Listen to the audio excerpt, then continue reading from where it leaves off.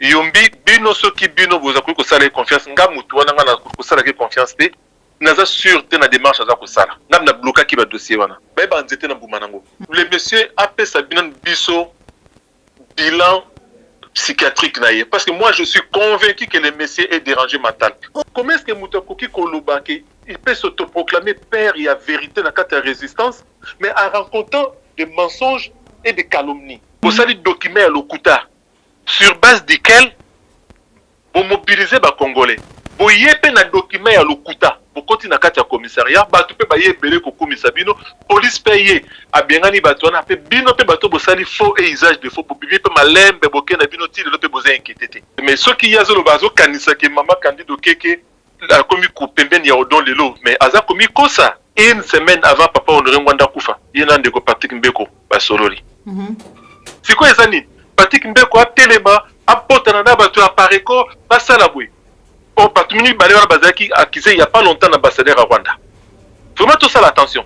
Atapé mbala mon côté biso CCDP Tourouba qui biso de to incarne la résistance. Non, biso tout ça la oh ya biso résistance nandenge na biso, nanzela o biso to traça et puis nanzela o biso to landaka. Chaque fois pe komi kaka. Ceux qui to sali action contre Félix Tshisekedi ba beteli biso maboko. Ceux qui to touché Rwanda ba congolais musuba siliki.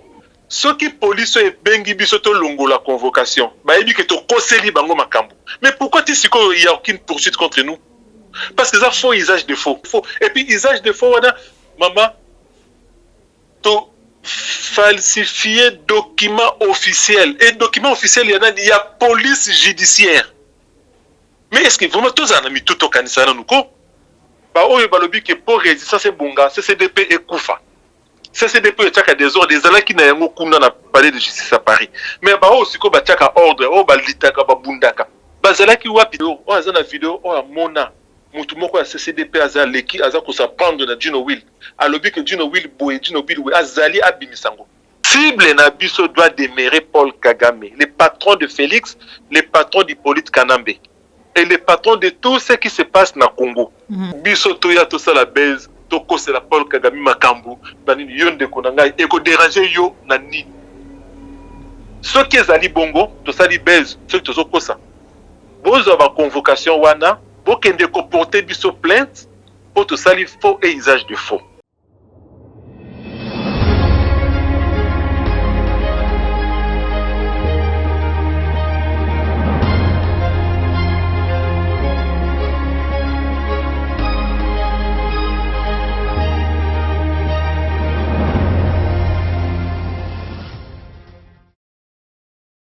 Bozale Bele, Bakolo Congo, ba vrai patriote, ba vrai résistant, ba ebolinga kambuka na bino République démocratique du Congo, bozuli baku ya kolanda maman Joël Kombe na cette émission Vérité de tous côtés, na Plus Clair Télévision, la chaîne de vérité, la chaîne qui vous informe à temps réel. Merci Nayo.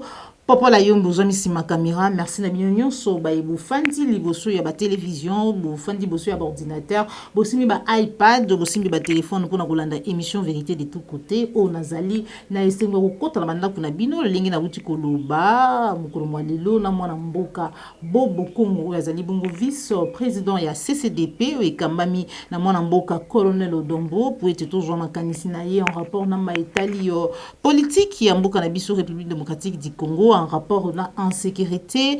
Président Félix Antoine Tshilombo Tshisekedi a outi ko déclarer état de siège na Nord Kivu pe na Ituri to solo yango mukolo mwalelo na kati émission na biso émission Vérité de tous côtés, mais aussi toyeba solo il y a ce qui se passe na kati ya résistance. Où va la résistance après liwa ya papa Honoré Ngwanda to ko yoka kundongwana ba révélation na yebite to benga yango bongo oya koloba kuna to kosolo yango mukolo mwalelo na mwana mboka Bobo Kongo me yambo na pesa ye maluba na kopesa matondo mingi na popola yongo zwa misima caméra matondo na Christian Bopati les référendums autorité morale nde na kozwa déjà mwana mboka Bobo Kongo na nzela ya téléphone pour tout solo na yo. Allô, bonjour mwana mboka Bobo Kongo. Ah bonjour maman Joël. Voilà, aux alliés vraiment en direct, il y a Plus Clair Télévision, la chaîne des vérités, la chaîne qui vous informe en temps réel. To bengio vraiment, na lombango pour être tous à réaction na yo, à tant que patriote résistant, déclaration oyo Félix Antoine Tshilombo Tshisekedi, oyo azali ko kambambo kana biso République démocratique du Congo, asili ko déclarer état de siège na Nord Kivu pe na Ituri réaction na yo, mais kasi ndenge na uta koloba na annonce nanga to kolobela pe nini ezali koleka na kati ya résistance mais nanu tokolinga toyeba santé na yo bomi. Ah, merci mingi maman. Santé ezali malamu. Libota makamno ezali bien. Kaka motema. Bon, ekiti lobi tozalaki kutote kutika papa Honoré Ngwanda. Na ndako na ye ya suka. Makanisi ezali pe mingi epa na ye. Lokola pe tote kutika ye na suka makanisi pe ezali pa ya ndeko na biso bino kumwa ezalaki membre ya Pareco. O tote kutika na lilita na mikorelekaki. Mais sinon à part wana santé ezali bien. Santé ezali malamu matondo mingi to solo la mboka to solo la maitali résistance. Félix Antoine Tshilombo Tshisekedi a déclaré état de siège na Nord Kivu pe na Ituri réaction na yo en tant que résistant patriote mwana mboka. Ah oui, mais merci. En tout cas, maman eloko ngai na koloba ezali ke asali eloko malamu. Nalandi eloko ngo a décrété état de siège na Nord Kivu na Sud Kivu ezali ndenge constitution na biso esengi et puis ezali loko to senga kango banda kala banda ba agresseur biso il fallait déjà ko décréter pays ko décréter soit état de siège soit état d'urgence net na état de siège normalement bo décréter état de siège ba tie ba gouverneur militaire ba tie ba chef ya ba commissaire territoriaux militaires pour bango ba ko gérer situation de crise il fallait ça la mabanda kala mais oyo Félix Asali c'est vrai que décrétant autour de la ordonnance d'application, ce que bimito tala ba détail dans les alandengeni. Mais et l'autre ezali ya kokeba. Et l'autre photo kengela, ezali nini. Ezali que l'air ba décréter bongo. Tanga lobi siko ki baza ko lekano offensif. Or, il fallait avant tout akatana une relation diplomatique na Rwanda. Okay. Par envoyer ambassadeur à Rwanda pour biso toza ko accuser Rwanda nde aza ko agresser biso. Mais ambassadeur à Rwanda za na kati ya mboka. Sikoyo eloko eza ya kokeba o biso photo sala angele. Ezali ke pona Félix nenga lobaki na Belgique bato baza ko bomaka biso eza ba Rwanda ezali biso na biso. Pona Félix alobaki na Londres ke Banyamulenge baza bandeko na biso. Banyamulenge babotoli territoire mobimba ya Minembwe. Biso na toyebi likambo wana et que za na bana mboka ba résistant ya Kivu o baza sur place o baza ko résister contre Banyarwanda na kati ya Congo. Alors Batouande Félix azobenga force du mal. Est-ce que asali état de siège wana azobenga armée Kenya pona ko ya ko bundisa bandeko na biso ba congolais to po alinga bimisa Banyarwanda na mais a décrété état de siège na en fait na principe ils allaient bien mais tout à la seconde contenu dans mon application non des négociations. Ceux qui nous allons contre les peuples congolais, nous pouvons maintenant à créneau. Merci. Merci beaucoup, Mwanamboka Bobo Kumbo, vice-président de la CCDP, Bandeko Balandi. Nde vraiment nazali nesenga kosola na mukolo malelo maitali mboka esenga zali makasi na ngamu na biso parce que zali bongo mbala ya liboso na banza eti kozala mbala pe ya sukate to solo la maitali résistance mwana mboka. Qu'est-ce qui se passe na kati ya résistance parce que apparemment bino ba résistant vraiment lo ba bongo bozali susu koyeba te boko bundela nini boko bundela pona boko bunda pona nani pona loko nini et puis c'est qui cible na biso ba congolais parce que pour parler à cas récent ezali bongo buzz lolenge ba bengi yango créé par CCDP ou ekambami na mona mboko dombo ebele ya bato balobi ete document to pe invitation to pe convocation ana ezalaki un vrai faux document réaction na yo maman réaction na ezali ke biso na kati ya résistance il y a pas de problème toza bien surtout biso na kati na CCDP tozali kokoba toza kobunda mais oyebi ezali de loko moko en tout cas ce n'est pas anodin bota nango bien mama bino boza na Kinshasa oyebi ndeko Adolphe Muzitu alobaka ke photo ça la guerre na Rwanda oyebi bato batomba laki mingongo liboso ezalaki Moïse Katumbi na Jean-Pierre Bemba oyo baza ba homme politique congolais biso awa siko toza na problème na batuti na fait na régime ya Paul Kagame ba oba otombola mingongo eza banani eza ba congolais donc ezali anodin te et quelques congolais wana et bango kaka à chaque fois ba tombola ka mingongo quand il s'agit du Rwanda donc bazana parole et puis résistance ezali ce n'est pas un corps homogène résistance ezali ndenge bango bango ke ezali loko moko anarchique tout le monde a ko lamuka na ye ami bengi résistant rôle ya ye ko sala ceux qui batindi ya ye ko noyauté résistance wana moyen te bango ezate mais baye bakambuma baye banzete na mbuma nango résistance c'est ça le problème te batunde bazali koloba bazali koluka ba créer ba problème na kati ya résistance par rapport à convocation omoni pour mutalobi yango ngana otanga kombo na ye ezali oyo monsieur Patrick Yombi na Canada na Corée. Oui, je l'ai suivi, il a fait beaucoup de révélations hein. Oui. Voilà. Alobi ba révélation te ami bengi père de la vérité na résistance. Mais le monsieur ngai naza ko yebisa bino peuple congolais. Le monsieur a fait sa bilan psychiatrique naïe. Parce que moi, je suis convaincu que le monsieur est dérangé mental. Oh! Franchement, je suis vraiment convaincu que le monsieur est dérangé mentalement. Après ça, on a bilan psychiatrique naïe pour toeba, pour maman, tout le baboui. Oyebi, problème na biso munene tout ça on a Congo. Ils ont dit qu'il y a inconscience. Na année 1967, tout ça là, quand un professeur congolais moko, en tout cas paix à son âme, un grand savant congolais, le professeur Mabika Kalanda. Mabika Kalanda, Azalaka, Moko, il y a un commissaire général, tant Mobutu Sala coup d'état né à Liboso, si maire comme ministre de la culture et puis ministre de la recherche scientifique. Et puis il y a Sala qui a carrière dans le comité central avant Koufa. Papa, on a comment livre Moko, titre Nango Zalaki, titre Nango Zali déjà, titre Nango Zali.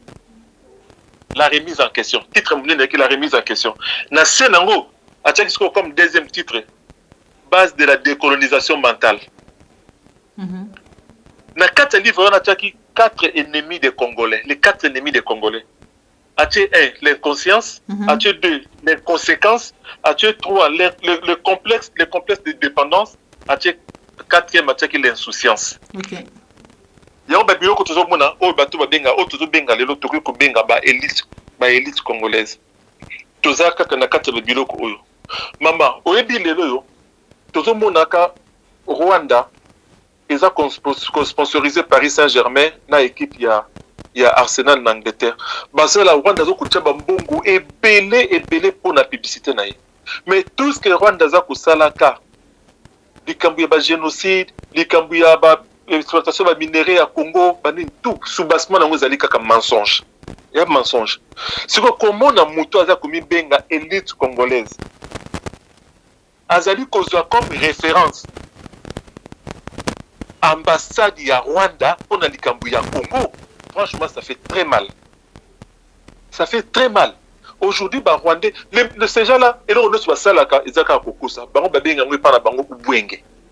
Yo tindi ozwa makambi bimi na ambassade ya Rwanda comme sango vérité oya ko boya kondima oyo bande kono ba yebisi yo yango wana professeur Mabika Kalanda lobaka le complexe de dépendance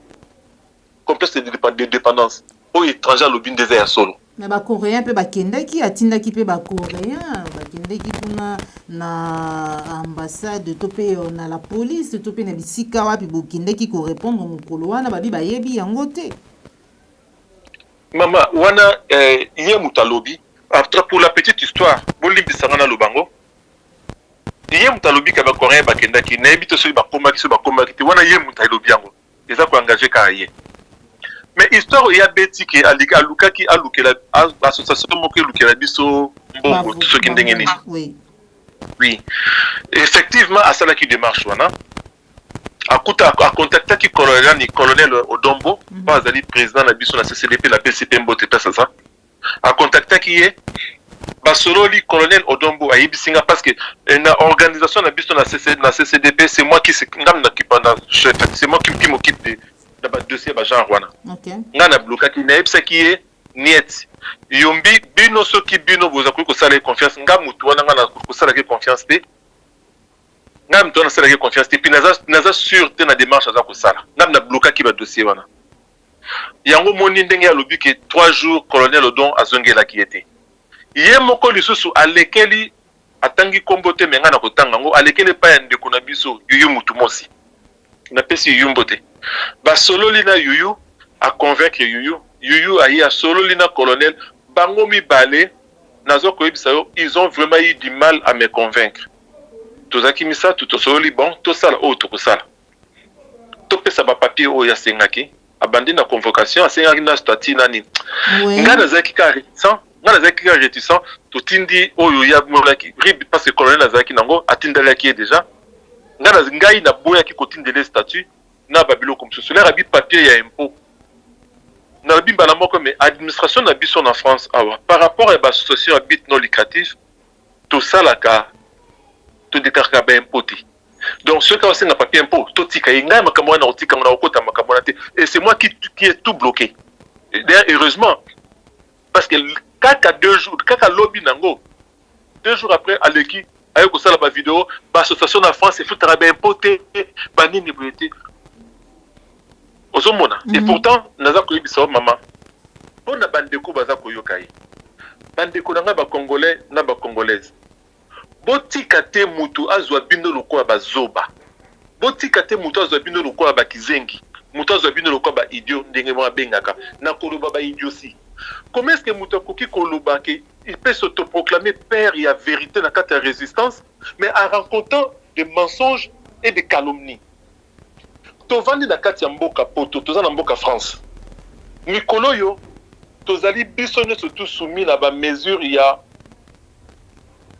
barrière contre le coronavirus toza na kati ya couvre-feu na kati na France toza na couvre-feu toza na confinement allez groupe moko ya bato bozwi bosalisi document office bosalisi document ya administration botie direction régionale ya police judiciaire botie adresse numéro de téléphone makambo surtout bo publier mo na ba réseaux sociaux bo mobile sur base ya document wana pour mobiliser ba congolais et belé et pourtant document ngoza ya lokuta ba congolais belé ba yeli boso ya direction régionale ya police judiciaire na Paris na 17e ba congolais ba yé belé sikoyo bato basalaki document ya lokuta to basali faux et usage de faux qui est déjà condamnable par la loi basali faux usage de faux batongo ba yé na avocat na bango oyo azali avocat ya barreau ya Paris apreta serment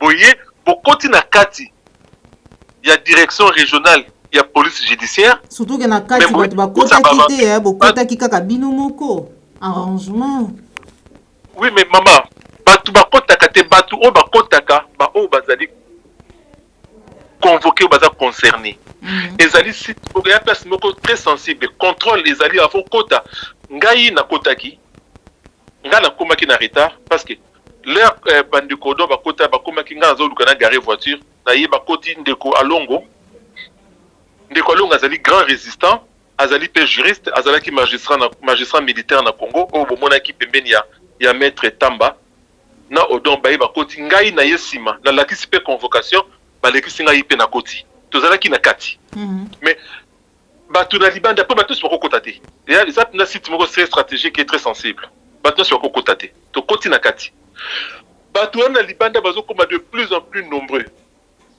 bato akoma ki ebele et faire obligé préfet de Paris atinda renfort ya ba CRS pour mabaya ko longola bato place on ba conduire bango ti na kati ya Paris ti baka otia bango ba métro pour na kopanza bango préfet a mobilisé ba CRS après aux ka maman pour sali document ya lokuta sur base duquel pour mobiliser ba congolais pour yepe na document ya lokuta pour koti na kati ya commissariat bato pe ba yebele ko komisa bino police paye a bengani bato na pe bino pe bato bo sali faux et usage de faux pour bibi pe malembe boke na bino ti le pe boza inquiété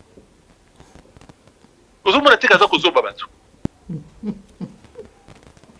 Bobeti bala likolo makasi nandeko surtout yuyu apparemment c'est pas elle bobeti bala likolo makasi et surtout que no mikolo mona mboka odombo aza mal entouré azali entouré na ba résistant talibanais.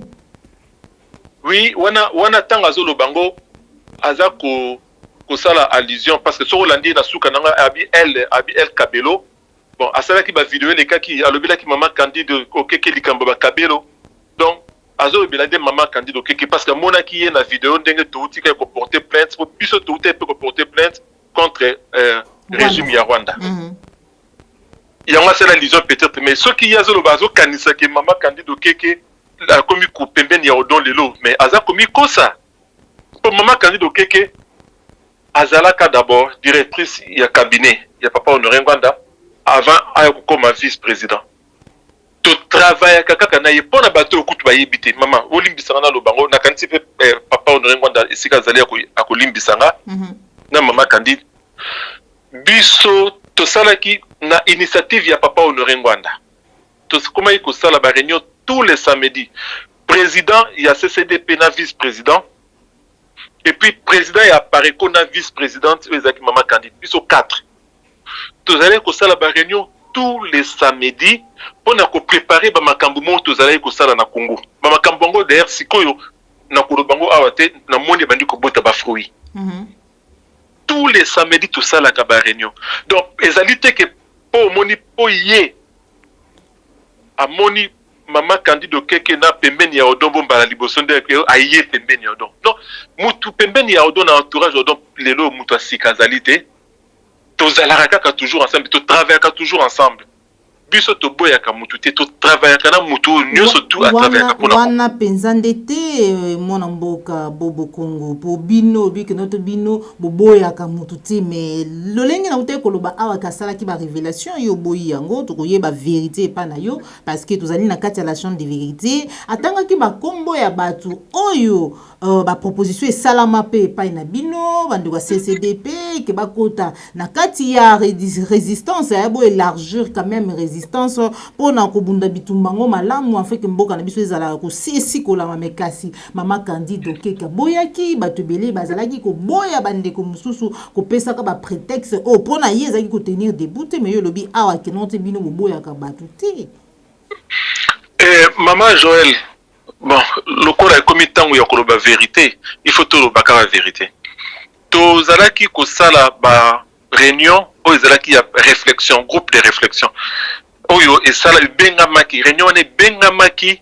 na bandeko ya Pareko en fait na maman Candide parce que tant to yaki wana to yak na kata réunion wana bandeko musu bazali bako témoigner to ya 100 ba étiquette ya ba groupe na biso na to ya en tout cas à titre individuel biso nyonso to baki biso tout tika ata maman Candide akotaki wana ayaki na kombo ya Pareko te biso to kotaki to yaki na kombo ya CCDP banini et puis na kata CCDP ezali ka 2 personnes ezali président Odombo et puis Nangai tozaki na bandeko mususu to kotaka na titre individuel initiative ya wana ya kosala masolo wana eutaki pa ya ndeko na biso moko proche ya CCDP azana Canada donc to soumettre ya ba soumettre yango et pa ya papa Honoré Ngwanda mona ngo ezali penza malonga nde apesaki oto ndingisa pa maman Candide apsangisa bato to bandi kosangana na ba réunion wana to sangani effectivement makambo ya lobieza ya solo que biso to sengaki que Patrick Mbeko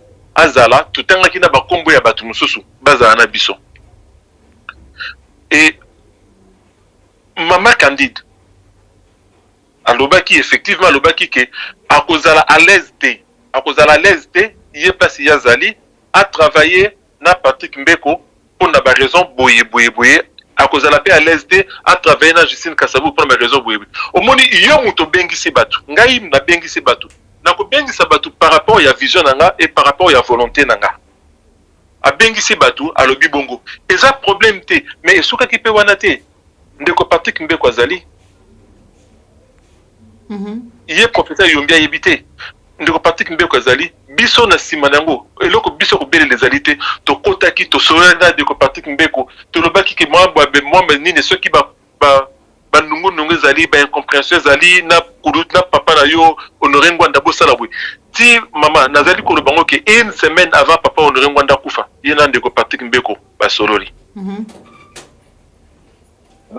donc ezali ba makambo koyo bon koya ko lo baba biloko ya bongo que par rapport ya bitumba o toza ko sala peza pour produire nini ozo mona classe eloko ezali tala tozala mayele bandeko na ngai tozala mayele likambo ezali siko nini soki bolandaki sorti ambassadeur ya Rwanda na Kinshasa tanga lobelaka a répondaka Martin Fayulu mbala moko a akizaka Honoré Ngwanda na Patrick Mbeko sikoyo yetango ye ko bima yombi tango ye ko bima alors ye moko lobela be mission na ye kazalaka agent asala na service à renseignement so coréen batinde ba mission alors ba bongo na mission na ba coréen batinde ba mission te peut-être ceux qui ba Rwandais pe batinde ba mission na éviter mais sikoyo tango ye ko lobaba biloko ba tozo mona peut-être que Patrick Mbeko pas comme cible sikoyo ezani Patrick Mbeko a telema a potana na ba to apareko ba sala bwe o patumini ba le bazaki accusé il y a pas longtemps ambassadeur à Rwanda. Vraiment tout ça l'attention.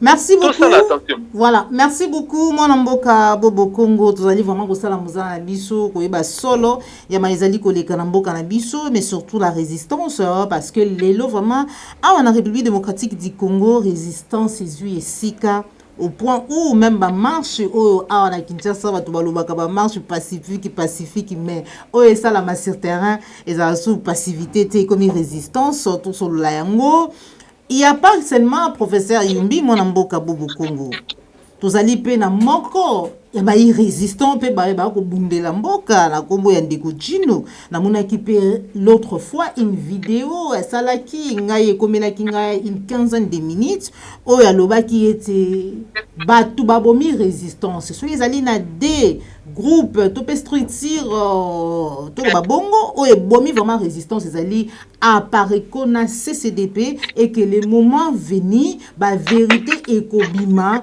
pour être peuple congolais a ba vérité bazala qui vraiment cause la mingi beaucoup na mia papa Honoré Ngwanda bino bobomi résistance pour to moni buzz ningi bango ba koloba apparaît copé non plus ko traiter ba tout de tous les mots ce qui boit poussani pembeni apparaît côté ba comme imabi biso to kozela soute parce que kozela auto bandai kozela munoko to bandai ko kanga sous prétexte que so lobby to zana kati ya combat to ko fragiliser combat mais le combat en question est infiltré jusqu'à la moelle épinière tina kati ya pareko les Rwandais nous les avons dedans parce que Rwandais zakaka oya za tout Rwandais te et za tout Congolais oya coopérer na bango ils sont parmi nous non. Et loko ni noto sala ko bango ba yebite po na ye mettre Dieu na vendre na télévision bandi ko lo bango et comme drame. Non, nous vivons avec eux. Nous avons vécu avec Félix, nous avons vécu avec l'UDPS, on est encore avec l'UDPS Tilelo. Cela ne nous empêche pas de lécher le derrière de Rwandais. Ce n'est pas d'autant plus que pour biso il faut que nous consoler en silence.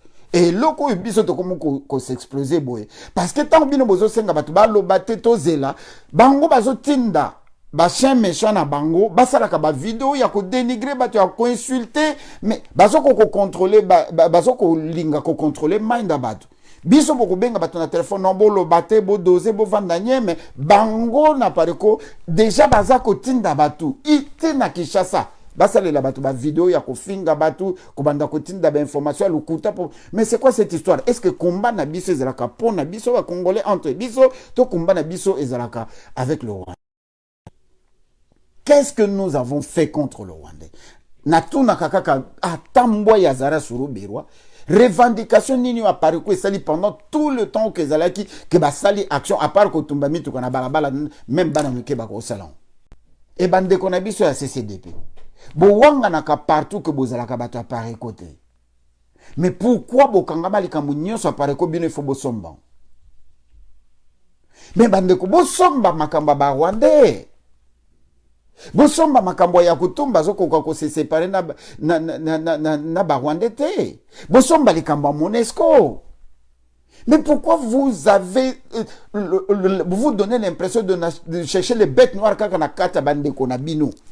Il y avait deux plateformes Oyo et BBC Combat Oyo, CCDP na Pareko. Parce que Bango Balingi Bazana Mikonzi, Nyonso doit passer par eux. Nyonso fait ça la mena Bango. ye moko akobenga yo ndeko nalingi naleka na éveil patriotique mais banani bakozala kuna nanyika nazala nga moko mpo mutu boye nalingaka ete mutu boye nakopelaka na ete yo ozobenga nga ozoyebisa nga bongo epuis olingi nga nanga okota na kati ya mouvement na bino. Mama, merci mingi. Ngai na koki koloba na kombo ya Pareco te, po nazali membre ya Pareco te, mais lokola tanga ki pe CCDP, donc na koki koloba na kombo ya CCDP. Oui. Déjà ce kolobi ke ba situation mi balé o tiangi ya Pareco na CCDP na yango des autres mubulu na résistance et qu'il faut yango kufa pour résistance bonga. Ce que nga question na ngezali, ce qui a Pareco na CCDP kufi na résistance à la diaspora et tika na tikoni. Érotique à nini ba résistant association monsieur éthique là parce que apparaît qu'on a CCDP et ali résistance c'était ali ka ba poche ya miki ya résistance. Oui, ata pembala mon côté biso CCDP to loba ki biso nde to incarne ka résistance. Non, biso to sala ka o ya biso résistance na ndenge na biso na nzela o biso to traça et puis na nzela o biso to landaka. Ce qui bande ko mususu biso mama na yoki ndeko nanga Dino Will alobi ke o odom biso bato CCDP toza ko panzaye sango partout to lobi bo to lobi. Nga na tieye au défi. Na tepe ba congolais nyonso tout en témoin sur témoin congolais sur témoin. O yaza na vidéo, o amona mutu moko ya CCDP aza leki aza ko sa prendre na Dino Will. Alobi ke Dino Will boye Dino Will azali abimisango. Ce qui peut yango bien alobi ke baza ko panzaye sango mokili mobimba na yebi pete na yoki esika moko alobi asangisi neti asangisi sango na likambo ya professeur Yombi adi balobaka biso batu ya mindele ne professeur Yombi alobaki balobaka biso batu ya mindele mais en fait le problème c'est quoi? Le problème c'est quoi? Ndeko Dino Will ayambaki professeur Yombi na émission na ye. Professeur Yombi na émission Dino Will a beti masolo ya réunion oyo tout ko évoqué tantôt ya groupe de réflexion. Professeur nani Dino Will a tunakiye banani ba participer ki na réunion wana. Il a cité de nom. Atangi kombo ya ndeko Willy Lokasa, atangi Yangai, atangi ya Kerwin Maizo et puis na batum suka ki wana je crois. Émission est continuée suka nango ngana éviter. Mais j'ai appris après que na Katuana il y avait un certain Bamouela côté qui na quatre émission wana aye koye bisa ndeko Dino Will labi mais na réunion yango wana on n'a pas parlé que du professeur Yombi et on a exakis beaucoup plus ndeko Rubelande yo Dino Will ils allaient beaucoup plus que Rubelande yo. Pour nanini pour maman Justine Kassavubu azalaki na réunion et se serait plein ngala zaki na réunion na tede on a tient conditionnel que de continuer Will à partir des États-Unis à s'apprendre qui na ye et puis na papa na ye le défunt président Kassavubu et Mati Bongoti ndeko moka zalaka pembeni ya ndeko Dino Will a bengi ngai aibsinga no pikuna boye ya lobi na réunion o biso to kotaki nga na ibsina meno biso to tikali ko kota réunion mon côté o ezoro kubela likamba Dino et puis to kota ta réunion mon côté na maman Justine Kassavubu to kota ta réunion mon côté na ko lukana tu na banani bazaki na réunion o bato ba membre ya Pareco na bato msusu ngai ba membre ya Pareco banani nga na limite soki ba membre ya Pareco ba kota ki réunion na ba résistant msusu en tout cas biso to nga to zalo courant.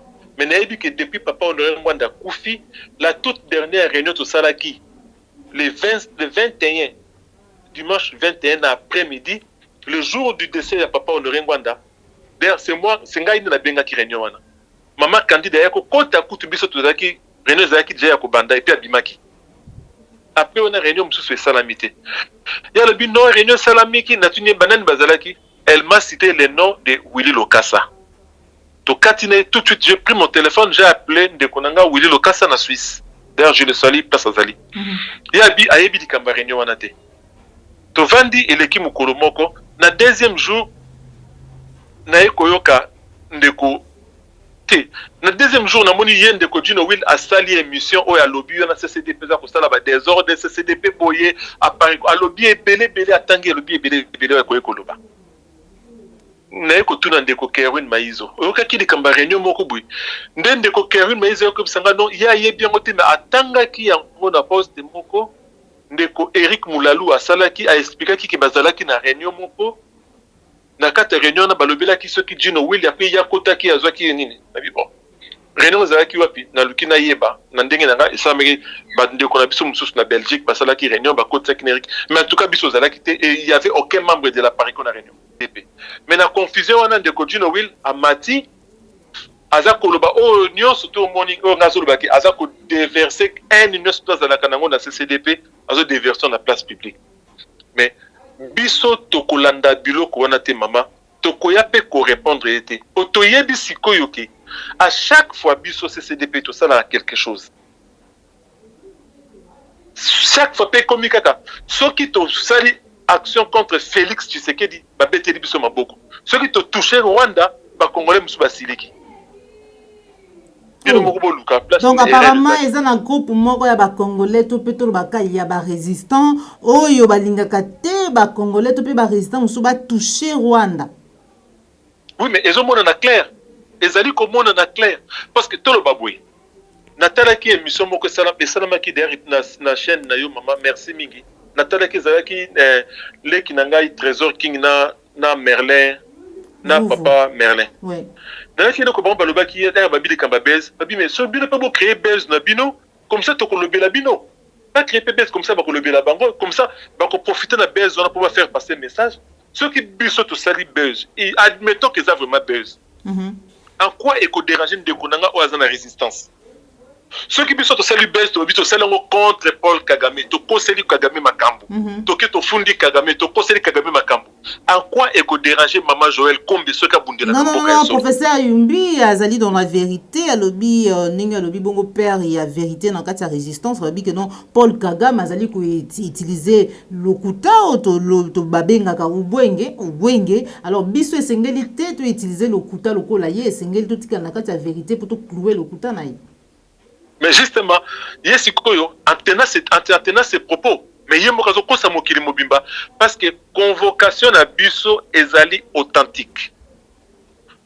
Convocation na biso ezali vrai, ezali authentique. On a été convoqué. Penza loboko na motema lobi que c'est un vrai faux document. Et puis alobi que aza ko girer, alobi que je gire. Oui. Yangwana ngana zu peuple congolais mobimba témoin que le monsieur là c'est un mythomane.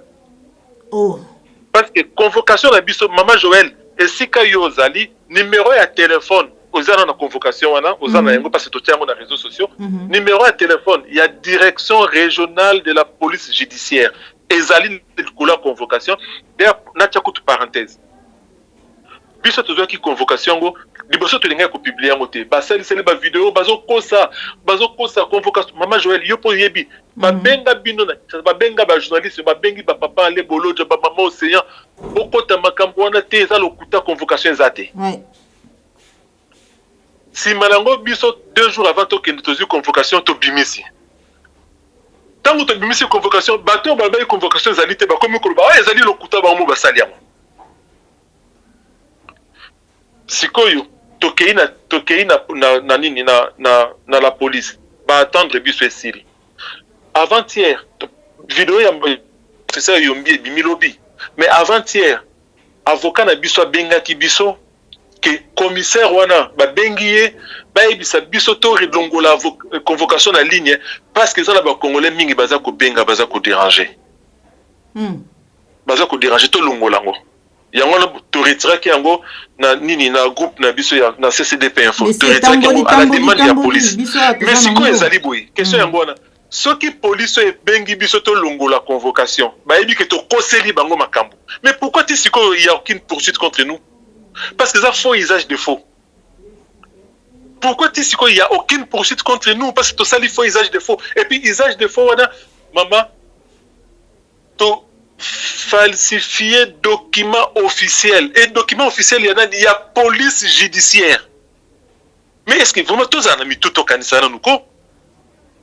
Aussi pendant au falsifier vraiment document de police judiciaire, au tient on a réseaux sociaux, au mobiliser dans nos bateaux, au contipe au compé kuna au meli café au bimi na yo, bati que po bimi kei no zongi na ndako.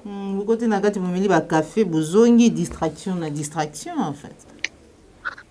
Maman Joël, pardon maman, ozomona peuple congolais azazoba te ndenge baza kolinga bazoye lokola zoba ye moko ayebi ko distinguer les biens na les mal. Et puis baloba na bango ebele basala ba vidéo baganga vérité et yaka na escalier le côté yaka na ascenseur mais vérité komaka omoni pona likambo maman biso tango tozwi convocation to contactaki déjà maître Tamba o nazo pesa mbote et c'est kazali to contactaki pena avocat moko ya kombo ya munene na baro ya France ya Paris avocat wana tozalaki na ye na masolo andimaki kosalisa biso azalaki avocat ya munene parce que asa gagna pe procès contre Rwanda po asambelaki azalaki avocat ya général oyo azalaka commandant ya opération turquoise na Congo asambaki contre batuti wana agagnaki procès azali avocat ya Hubert Védrine po azalaka ministre affaires étrangères ya France mais à l'époque à génocide azalaka secrétaire général ya Élysée ye pe bakizaka ye awa azalaka pe avocat na ye azalaka pe avocat ya bakombo ya munene ya France awa tokende kokutana na ye andimaka défendre biso toyo komona ka mbala moko atindelinga mail moko msusu tobimisa en public atindi mail que lokola par rapport ya histoire ya vie ya histoire ya France na histoire na ye moko personnel et que biso na banderole to batkumaki nazi tuti amoni ako kokana su ko assister biso te biso tozui acte tokei koluka avocat mususu ya munene so tobi ya munene cabinet d'avocat moko vraiment ya munene de référence dont j'étais les noms mais ezali penza avocat ya, donc son abi parmi les autres 4 grands avocats en France azana kati tokende kokutana na ye azali avocat ya roi de Maroc en France azalaki avocat ya président ancien président tchadien Hissène Habré azali omoni en France bakanga ba bien ya Omar Bongo ya ba famille Sassou na ya ba Obiang Nguema ye avocat oya kangisa ba biloko wana ezali ye tokende kokutana na ye un grand avocat pour travailler na maître Tamba pour na likambo ya biso tobaki biso nous allons mettre toutes les chances de nos côtés toyokani bien et comme la veille ya kokende dans les 26 je crois les 26 na pourquoi nga atindeli ngai mail pour ayebisa ngai alobaki gentiment que amoni tina te ye aya na mukuse ye pas désistaki OK ceux qui bazo subir pression ya ba rwandais to éviter ceux qui paient les camps to éviter yepé a désistaki est-ce que biso to koki kokende ko contacter batu ya bongo ceux qui to ebaye que toza ko sala comédie.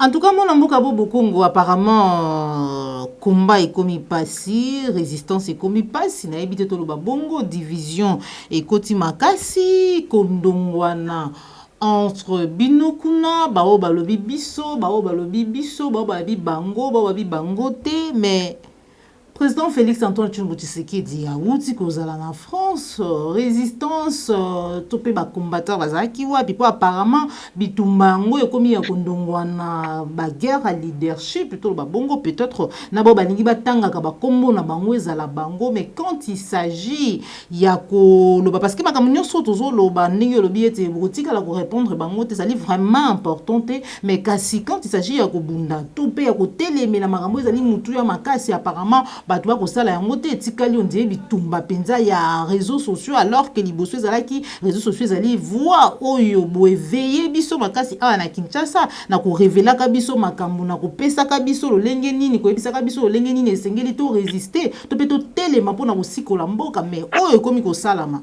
ndeko Félix awuti kuna na France eloko esalami te ba résistant ba combattant bazalaki wapi. Bien que bino na kati ya CCDP bozalaki peut-être na pariko bozalaki ozela bokende kosamba mama omoni eyano ezali na kati ya motuna na yo soki biso CCDP tokende kosala théâtre na biso le 28 déjà convocation na biso tozaki yango le 2 toye kosamba le 28 et que Félix aye baye ko annoncé arrivé à Félix Ezalaki beaucoup bien après que akoya et que mais ceux qui biso bato CCDP to kenda ki na biso ko sala comédie kuna na nini na palais de justice ya Paris ceux qui ont sala comédie kuna mais ba résistance biso bazalaki wapi ba oyo balobi que pour résistance bonga CCDP ekufa CCDP etaka des ordres des alaki na yango kuna na palais de justice à Paris mais ba oyo siko bataka ordre o balitaka babundaka bazalaki wapi tangu Félix ayaki bino moko boluke yano après boye basikoyo nana sala musala banani basala musala na mboka oyo banani basala raté bino mo bolu boye banani basala rango mais ce que par rapport à Félix mama biso ligne na biso siko na kati na CCDP et puis eloko tokusala biso toyebi que Félix azali wana Félix azali pantin Félix azali mwana musala ya Paul Kagame bachaki Félix place wana avec une mission bien déterminée et puis biso to monaki ke to komai ko kende na ko aider bandeko wana ba Rwandais ba tuti na ko aider bango pona ko koma ko atteindre objectif na bango c'est-à-dire que biso na biso to bomanaka to betanaka na ba Tshisekediste to bomanaka biso na biso bango na sima kuna ba pusaka ba agenda na bango biso toye ko se ressaisir tout le cible na biso doit demeurer Paul Kagame le patron de Félix le patron d'Hippolyte Kanambe et le patron de tout ce qui se passe na Congo ye moko mutaloba yango ke mutu moko te na Congo ko kozwa poste ba vidéo là mutu moko te na Congo ko kozwa poste abi banda na mutu ya mboka tina se mutu moko te okoma akozwa bokonzi na Congo soka lekepa na yete aloba yango José Makila aloba yango Mboso pe auti koloba yango donc biso to cible na biso zali Paul Kagame nanu liboso puis Félix Nasima mais to ko sala te que Félix liboso Kagame Nasima toza kozela le 17 le 18 bakozala awa na Kagame na Félix mais lokola Kagame akozala awa bokomona pe sous CCDP à lèvres. Merci beaucoup, mon amboka Bobo Congo, résistant patriote, Ozali Bongo vice-président ya CCDP, Oyobo Utaki Kosamba contre Rwanda, Oya Portaki plante en rapport na mai, Bozali Kosala pour Namboka na biso République démocratique du Congo, ba génocide, tuerie, massacre. Oh, chaque jour, Ozali Kosala na partie est ya République démocratique du Congo, tout le na Congo en général, dès Ozala ki ne sengwa kosolana yo mukolo mwalelo, totondi yo botondi na opesa biso munga uswana yo mais grâce aux na message moko ko passer na ba union so bazwa ki libaku ya kolanda yo en quelques minutes ya moto kabwa. Ah merci maman Joël et loko na linga yebisa bandeko bangai ba kongomani to sala attention to mi kweya na kati ya distraction te na kati ya résistance ba problème ezalité bozo ko mona ngo ke ba problème moko créer vraiment de toutes pièces c'est un problème moko toko benga ngo ba problème artificiel au monde ka mutavandi asali vidéo aye ko attaquer bandeko oyo baza censé kozala na eka moko et tout ça ezali de distraction biso tozali kolo ya makambo wana etali biso te biso to yebi ke pasi na biso ezali komona bana na biso lelo bana na Kivu kuna ndenge bakangi bango bana balali na libanda babimi etiki batata mikolo na kati ya Kinshasa insensible nous se tourna eza babiloko eza ko préoccuper biso babiloko ezali ko préoccuper biso ezali tangu toza ko mona ka baza ko kata ba papa ba mama mitu tangu baza ko violer basi tangu baza ko sala buye tout ça ndeza ko préoccuper biso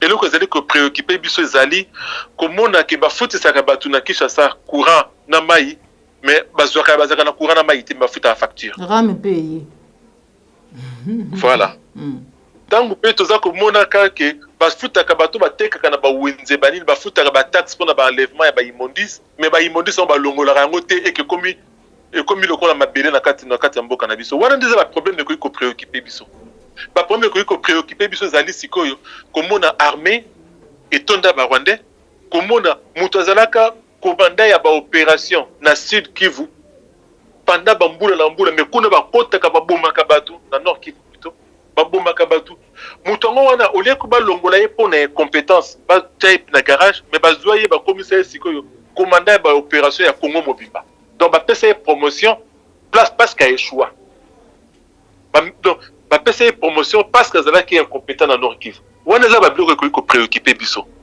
Mais biso toya tosala base, tokosela Paul Kagame makambo, na nini yo ndeko na ngai ekodéranger yo na nini. Soki ezali bongo, tosali base, soki tozokosa. Bozwa ba convocation wana, bokende ko porter biso plainte, pour tosali faux et usage de faux. Mais par contre, biso toza ko se réserver droit à ko porter professeur Yombi plainte pour la diffamation. Je pense que total on a avocat pour la diffamation et surtout que avocat oyowana pas sambisa ki biso maître Michel Tamba azali assermenté, azali avocat ya barreau de Paris. Soki bomoni ke asali comédie na biso au funda ye na ordre des avocats ba ko radier. OK. Soki bomoni asali comédie na biso bo funda ye ba ko radier. Soki te ye pe na kanisi na côté na ye a ko porter pe plainte pour na bato yo baza ko sambisa kombo na ye. Mais ba ndeko bangai to koya na ba distraction wana te moto oyo papa Honoré Ngwanda pelisaki e bandi kozwa tomoni na Kinshasa ndenge bandeko baleki bakomi ko telema résistance biso pe awa to continuer oyo eza koleka oyo eza koya to benga ngo babengaka makelele ya wenze to kipango te tozala concentrer kaka na bitumba na biso tito sikola mboka na biso. Merci. Matondo mingi mona mboka Bobo Congo bandeko balandi ya la chaîne de vérité vous allez que belé ya kokotsa maman Joël Kombe une fois de plus na kati ya banda kuna bino na lingaka mingi vérité parce que Plus Clair Télévision la chaîne de vérité en tout cas ça fait très mal linga lobaka chaque jour soki to linganiti soki to zali na banketo na kati ya mitema na biso soki chaque jour tokolingaka ke ezala biso soki chaque jour tokolingaka ke ezala moninga te koyinana kondongwana koswana ekomema biso na esika moko te par contre ekozongisa biso nsima et puis oyo tozali koloba chaque jour balandaka biso po batalaka biso chaque jour tokolobaka keno tozali kobundisa bazali kotala biso bazali koseka babitala bazoba oyo parce que ce qui entre biso moko tokomi kolobaka makambo to kosalaka makambo yo je crois pas que non te to continuer kozala bomoko parce que division soki ekoti c'est difficile to longa c'est difficile to kende liboso parce que na bomoko nde to longaka na bomoko nde to kindaka liboso soki tozali ya kokabwana to kokende liboso te to kolonga te to kokosikola pete mabele na biso ndenge tozali koloba to lingana bolingo eleka nyonso na kati ya motema na biso po soki bolingo ezali te chaque jour tokozala koswana chaque jour tokozala kobunda chaque jour tokobanda kofingana alors que toutes ces choses là ememaka na esika moko te soki ememaka na diffusion te soki ememaka na te soki ememaka na esika moko te à part komema division à part komema traîtrisme à part kosala trahison. Donc esengeli biso to lingana Congo na motema tolobaka pourquoi parce que o ezali kosangisa biso ezali Congo ezali motuya koleka ba guerre de leadership Congo ezali motuya koleka misolo Congo ezali motuya koleka kombo ya yo nanga na ye otolinge tangama bandeku makambo yo to koyoka lelo oyo komema biso wapi. Ça fait très mal. Mais Tokoko bat toujours, maman Joël Nalobaka, s'il faut dénoncer, c'est vrai qu'il faut dénoncer, mais un moko total à Ganan. Si les anani, tout ce qui est de wapi, s'il faut dénoncer nini, to bite que notre bomba ma bé. Mais bato peto dénoncer to koloba.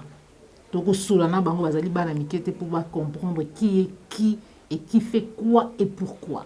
Maintenant, papa la yombo, je m'ai qui ma caméra. Merci à Joël Gonago, chasseur d'images, Gordon, puis ma fille que Jacques Macabou. Depuis Allemagne, papa Laurent Bongonza, papa Simon Bionco, papa Alphonse Sala depuis Italie. Merci beaucoup mon papa. Merci Penandeko Dominique Sanal, Moma Bokobankou, Félix Matika, Bouzalek Ebele, papa Lambia Motema, madame Retibia depuis Paris. Baïbo, c'est là que au côté maman Joël comme la manda qu'on a vu sans oublier que l'autre nanga. Pierre Okende depuis France nde tokutani mbala sima soki kola bateli biso soko sepela kini émission o like yango partager yango soki ezali mbala liboso olanda maman Joël Kombe to émission vérité de tous côtés kobosana te ko s'abonner na kati ya la chaîne de vérité la chaîne qui vous informe en temps réel. Au revoir.